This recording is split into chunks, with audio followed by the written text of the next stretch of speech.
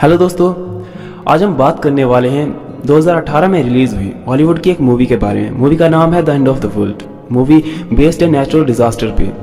Naturally हम एक या दो डिजास्टर के बारे में सोच सकते हैं, लेकिन क्या हो कि एक साथ कई डिजास्टर हमारी लाइफ में एंटर कर जाएं, तो उन चीज़ों को किस तरह से फेस करना है इस मूवी में दर्शाया गया है। मूवी पूरी तरह से एक परिवार के चारों तरफ घूमती है।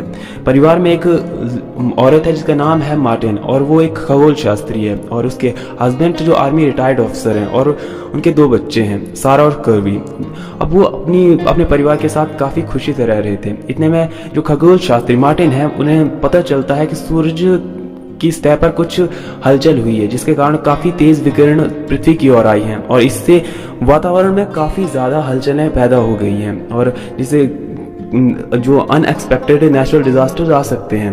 अब जब इस बात को वो अपने हस्बैंड के साथ शेयर करती है, तो उसका हस्बैंड अपने पुराने एक दोस्त से हेल्प मांगने के लिए कहता है, और मार्टिन भी अपने सीनियर ऑफिसर से हेल्प मांगने के लिए जाती है। ये अपनी डेली रूटीन को फॉलो करते हैं। मार्टिन सारा को ले जाकर अपने दोस्त के रूम में छोड़ जाती है, और कवी अपने पड़ोसी के घर में चल जाता है ताकि वहाँ जाके वीडियो गेम्स खेल सके, और मार्टिन अपने ऑफिस में चली जाती है। रही बात सेल्विन की, तो वो भी अपने ऑफिस में चल जाता है, क्योंकि उन्हें पता नहीं था। उन्हें ये पता था कि नेचुरल डिजास्टर्स आने वाले हैं, लेकिन उन्हें ये पता नहीं था कि ये अनएक्सपेक्टेड कब तक आ सकते हैं। अब हमें नेक्स्ट सीन दिखाया जाता है, जहाँ पर जो मार्टिन है वो अपने सीनियर के ऑफिस में पहुंचती है। वहां जाने के बाद वो उनकी सेक्रेटरी से मिलती है और उनसे कहती है कि मुझे मिलना ज़रूरी है, लेकिन सेक्रेटरी काफ़ी रूडली बात करती है। इतने में जो अभी वो बात कर ही रही थी कि एक भूकंप का झटका आता है, जिसकी वजह से जिस बिल्डिंग में वो गई थी वो बिल्डिंग पूरी तरह से हिलने लगती है, और काफ़ी ज़्यादा डैमेज हो जाती है।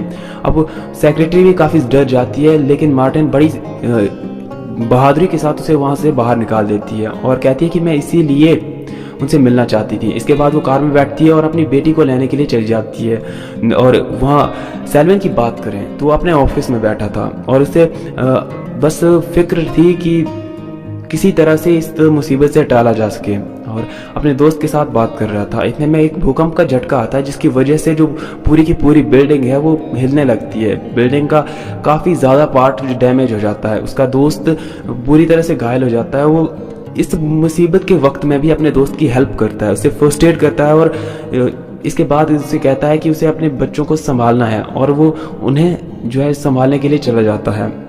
अब दोनों की स्टोरी लाइन यहाँ से स्टार्ट हो जाती है। सेल्विन अपनी बेटी को लेने के लिए जाता है उसके दोस्त के रूम से, और जो मार्टिन है वो अपने घर में पहुंचती है और पड़ोसी के रूम में जाती है। वहां जाने के बाद उसे दिखता है कि जो कवि है वो बेहोश पड़ा है। वो उसे जगाती है कवि, और वो वहां से निकल आते हैं ताकि अब सारा को अपने साथ लिया जा सके, और वो उसे लेने के लिए चल जाते हैं। वहाँ सेल्विन की बात करें तो वो सारा जिस घर में रुकी थी वहाँ पर पहुँच जाता है, और वो सारा को वहाँ से बाहर निकालता है। लेकिन जैसे ही बाहर निकालता है, अब गाड़ी की ओर दौड़ने लगता है, लेकिन जो ज्वालामुखी विस्फोट हो जाता है और उसके लावे से वो उसकी गाड़ी पूरी तरह से ब्लास्ट हो जाती है। सारा के पाँव में चोट लगी थी, लेकिन वो किसी तरह से अब अपने पिता के साथ वहाँ से निकलने की कोशिश करती है। चलते चलते वो जंगल के रास्ते काफ़ी ज़्यादा जो है एडवेंचर का सामना करना पड़ता है। उन्होंने ज़ारा एक काफ़ी कमज़ोर लड़की थी, उसे इन सब के बारे में पता नहीं था। जब उसकी मदर ने उसके सामने इस बात को कहा था तो उसी समय बहुत ज़्यादा डर गई थी, लेकिन अब वो अपने पिता की हिम्मत को देखकर काफ़ी ज़्यादा अच्छा महसूस करने लगती है। वहाँ अब हमें मार्टिन का सीन दिखाया जाता है। मार्टिन उस अपने दोस्त के रूम में पहुँचती है, लेकिन वहाँ जाने के बाद उसे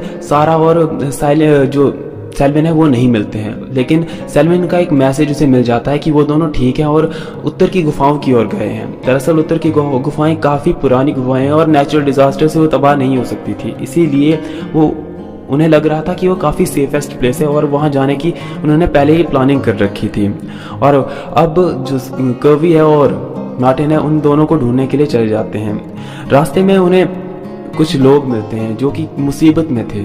अब चारों ओर जो नेचुरल डिजास्टर थे उनको घेरे हुए थे, कभी भी उन पर कुछ भी हो सकता था, लेकिन अपनी जान की परवाह किए बिना वो उन लोगों की हेल्प करने लगते हैं। अब वो अपनी पूरी कोशिश करते हैं, लेकिन उनके साथी को बचा तो नहीं पाते हैं, लेकिन उनका दिल जरूर जीत देते हैं, या यूँ कहें तो मानवता की लाज रख लेते हैं। इसके बाद जो दो लोग बचे थे उन्हें लेकर वो वहाँ से निकल जाते हैं।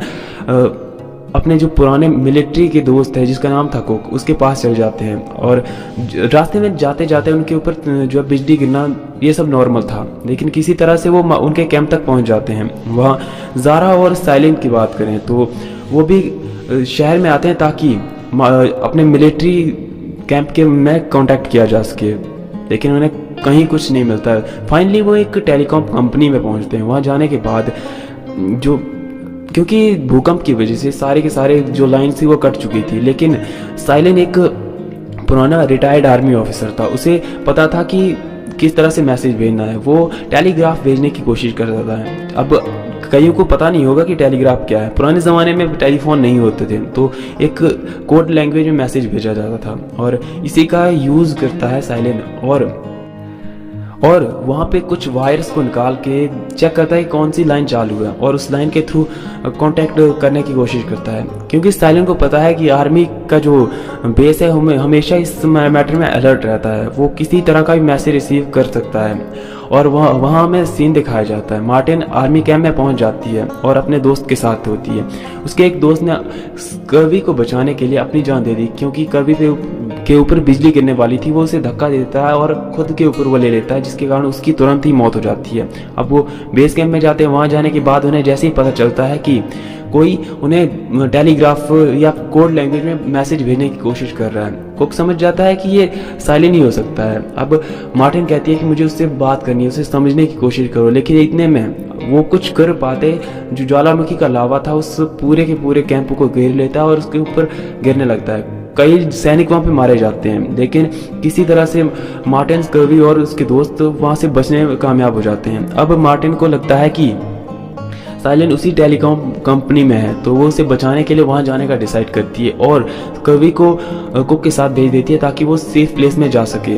अब कुक को थोड़ी देर के लिए ऐसा लगता है कि कुक उनके साथ चला गया, लेकिन वो अपने आप को रोक नहीं पाता है और वहाँ से भाग आता है और आ जाता है मार्टिन के पास। मार्टिन जिस ट्रक के थ्रू अब वहाँ से जाने वाली थी वो ट्रक काम कर नहीं रहा था और कवि को भी पता नहीं था इसे चालू कैसे करना है। तो अब लेकिन कवि को एक चीज़ आती थी, वो हेलीकॉप्टर उड़ा सकता था। उसने काफ़ी ज़्यादा वीडियो गेम्स खेल रखी थी और इसी के थ्रू वो कोशिश करता है हेलीकॉप्टर उड़ाने की और सक्सेसफुली उड़ा भी लेता है। और अब वो एक तरह से दौरे पे चल जाता, वो चेक करता है कि टेलीकॉम कंपनी के चारों ओर क्या माहौल है। वहाँ जाने पर वो जैसे नीचे देखता है तो पूरी की पूरी टेलीकॉम कंपनी लावे से घिरी है और वहाँ अंदर जाने का कोई रास्ता भी नहीं है।